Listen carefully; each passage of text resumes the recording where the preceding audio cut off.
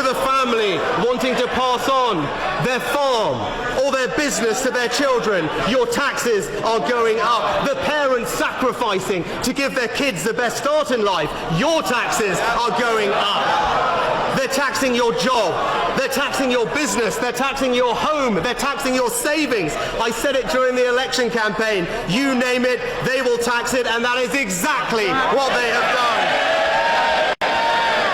Broken promise after broken promise. Britain's new Chancellor and Finance Minister Rachel Reeves has announced the country's biggest tax increases in 3 decades. Taxes will be raised by £40 billion a year. The new minister also paved the way for higher borrowing for investment to speed up Britain's economy. The Chancellor claims that she's fixing Britain's problems. In fact, she's making them worse and accelerating the economic doom loop.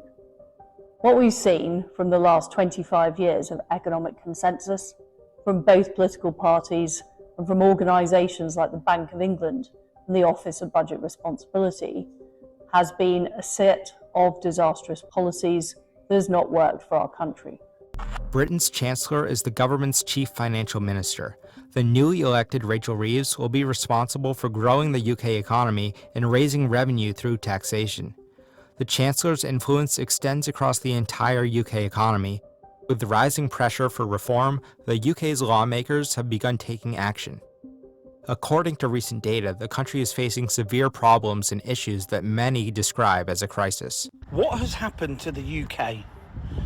I'm in what was once a thriving Saturday night nightlife town in the middle of England.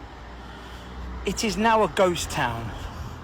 It's 8 o'clock on a Saturday night in August, and this place used to be rammed as far as the eye could see with people. There is nobody out.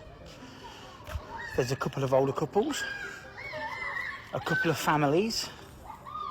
But when I say to you, this used to be one of the places in the Midlands to go on a Saturday night out, I'm not exaggerating. Now, yes, times have changed. Prices are higher. A lot of the youngsters don't drink as much. But this used to be this busy on a Sunday night when nothing was open. All the high street is now is betting shops, as you can see there, charity shops. I think there's about 30 Turkish barbers, and that's about it. Where's it all gone? Many argue that Brexit has had nothing but negative impacts on the UK, affecting the labour market, trade, and even public services. Critics also argue that Brexit has increased inflationary pressures, partly due to the weakened British pound and increased import costs. Here's a thought to ponder. Without the Brexit disaster, the UK economy would be wealthy enough for the new Labour government to immediately introduce tax cuts. And the cost of Brexit is now higher than everything the UK has paid into the EU since 1973. The rich and businesses face a major tax hike. The Chancellor also made changes to taxes mostly only paid by the wealthy. That includes changes on inheritance tax and capital gains tax. She also scrapped the non-dom tax status for rich foreigners living in the UK. The tax hike is intended to target those with the highest income to spare working people, but there are those who think otherwise. Now, employee national insurance at 8% is the one that Rachel Reeves has consistently said we're not going to increase it. So everyone thinks, oh, that's all right then.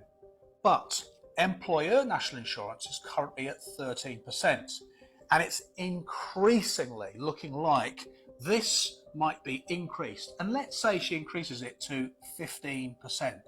But the majority of businesses are small family affairs, individuals, twos, threes, small companies.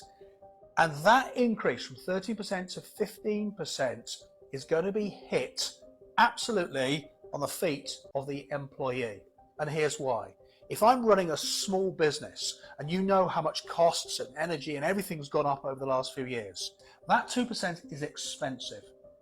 And it's going to disincentivize businesses from hiring new people. It's going to hold businesses back from thinking, well, expand, because that's all risk, of course. And the one thing that will definitely happen for all companies at all stages and sizes is that that 2% will effectively be passed on. Reeves is piling regulation onto British business, creating new bodies and quangos like Great British Energy that will pursue even tougher net zero policies. And these bodies are being funded off balance sheet to the tune of £50 billion, which is essentially fiddling the government debt numbers. Taxes are going up, and most of those taxes will fall on working people. We're seeing national insurance being raised by £20 billion per year. That will mean fewer jobs, it will mean less opportunities, and it will mean lower wages for people. The result of these policies is going to be more companies closing down, more people with talent leaving the country, and lower growth. And that will mean the tax revenues won't come in as expected, and Labour will come back for more. And they will come back for more until this country runs out of money. Among the factors that have contributed to the issues faced by the UK is an aging population and the rising demand for services. Rachel Reeves' plans will take the UK's tax to a historic high of 38.2% of economic output by 2030. That's still lower than in many other European countries, but it is up from the current 36.4% tax rate. If you like the video, subscribe to World of Finance TV and turn on notifications. We bring a different approach to finance, and we're trying to grow our community.